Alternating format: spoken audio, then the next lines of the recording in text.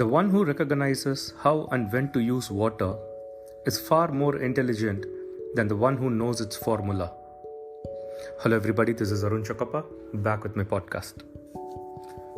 Acquiring knowledge about everything, thinking extensively, and harboring lofty aspirations are the key functions of the brain. But of what use would that be? These functions are useful, provided they are utilized in moderation, as and when the need arises in accordance with the demand of the situation. In fact, in order to progress in life, knowing one's little needs is far more important than possessing vast knowledge on scores of subjects. Using your common sense, you must think and question, is all the information, education, and the subjects that you are gathering knowledge about really necessary for progressing in life?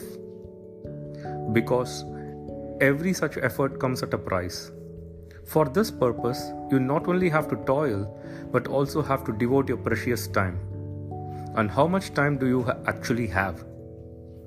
Let me illustrate the above fact with an episode from the life of the great saint, Sri Ramakrishna Paramahamsa. During those days, Ramakrishna's ashram was located on a river bank. Like any other day, one morning, he was sitting with his disciples outside the ashram when a naughty sannyasi who lived in the same village reached there.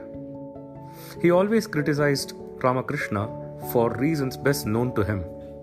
For many years, he had been learning the art of walking on water, and on that day, he had actually succeeded in doing so.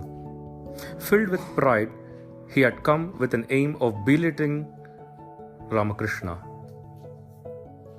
Needless to say, the sannyasi had come prepared with his plan of action.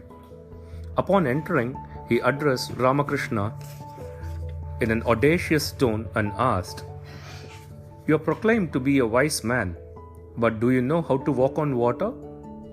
Ramakrishna answered him in an humble tone, "No, brother, I do not know, but it does not hinder my life in any way. Yes, I know how to walk on the land, and that is useful to me in my daily life." The sannyasi retorted arrogantly, "Do not try to hide your weakness with polite words. I have mastered the art of walking on water. Have you?" All the disciples present there were stunned, but Ramakrishna began to look at him in bewilderment. Exhibiting his curiosity, he simply said, "If you really know how to walk on water, then show us. Even we would like to amuse ourselves with your art." Hearing this, the naughty monk took everyone to the river bank. There, he not only walked on water all the way to the opposite bank, but returned as well. Everyone was filled with surprise, except Ramakrishna. With a somber smile, he looked into the sannyasi's eyes, which left the sannyasi puzzled. The sannyasi could not make head or tail out of it. He thought to himself, "No praise, nothing. He is just standing and smiling." Anxious, he even tried to decipher the meaning of Ramakrishna's smile, but he could not. Ramakrishna simply stepped on the bank and asked the boatman to row him across in the boat to the other shore and bring him back. Since it was a business opportunity, he was quickly ferried by the boatman across the shore. The sannyasi and the disciples were startled at the act of Ramakrishna. On coming ashore, Ramakrishna quietly alighted from the boat and asked the boatman the fare of the boat ride. The boatman asked for 2 paise, which Ramakrishna paid him. Then turning to the sannyasi, putting his hand around his shoulder, he asked, "How many years did you spend learning this art?" He said, 20 years. Listening to this, Ramakrishna let out a hearty laugh. And laughing aloud, he said, "After 20 years of rigorous effort, you mastered an art that is worth only 2 paise?" Now, every individual repeatedly commits the same mistake.